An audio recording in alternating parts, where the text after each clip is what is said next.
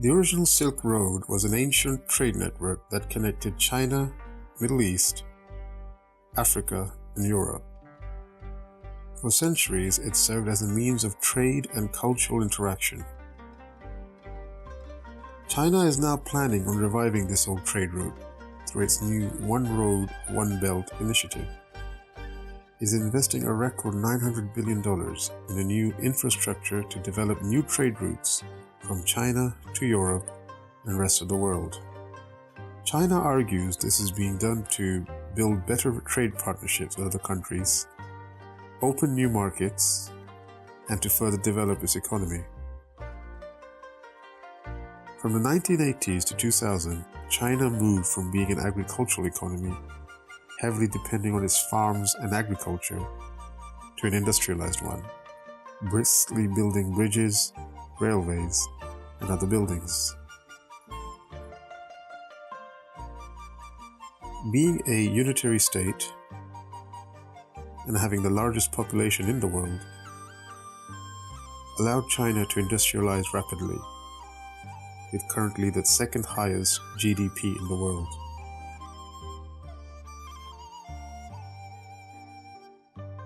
This rapid growth allowed China to develop core competencies like infrastructure and industrial development, including roads, railways, power plants, and factories.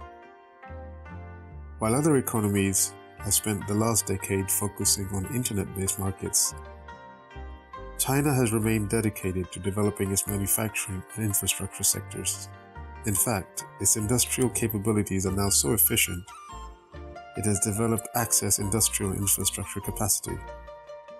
China is now looking to export this access through its new One Road, One Belt initiative. What could make this a hugely profitable venture for China is that the contractors and companies involved in the building and development of this new trade route are all state-owned enterprises, or SOEs. By definition, a SOE is a company where the government owns at least 50% of its shares.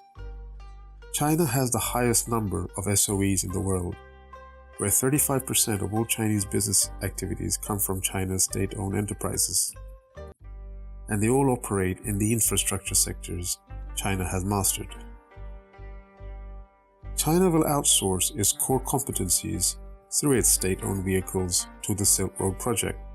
The construction companies providing the building of the infrastructure and the energy companies providing the power facilities for the project.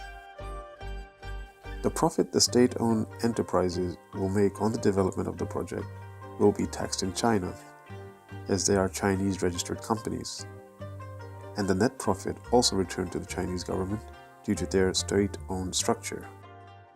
China has also set up various funds to finance the development of this project.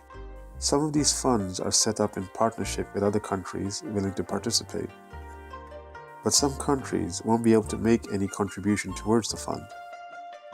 So, to keep the project alive, China will probably absorb the development costs and charge the country later on interest through one of its financial state-owned enterprises, hence creating an additional revenue stream by financing the project in some countries.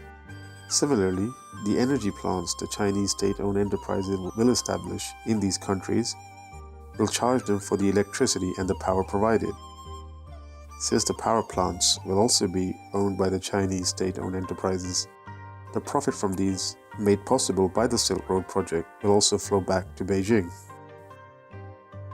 Hence, through this initiative and its state-owned enterprise structure, China could create several new streams of revenue and open up new markets for its highly overflowing manufacturing sector. However, China is facing various obstacles to its development initiative. China has been a closed-off or isolated society for several years. It still maintains rigid social structures and has contrasting cultural values compared to the West. For example, still less than 10% of the population speaks English. Some are arguing that this development is being done to fulfill China's geopolitical ambitions, where China wants to use its economic power to further exert its political influence.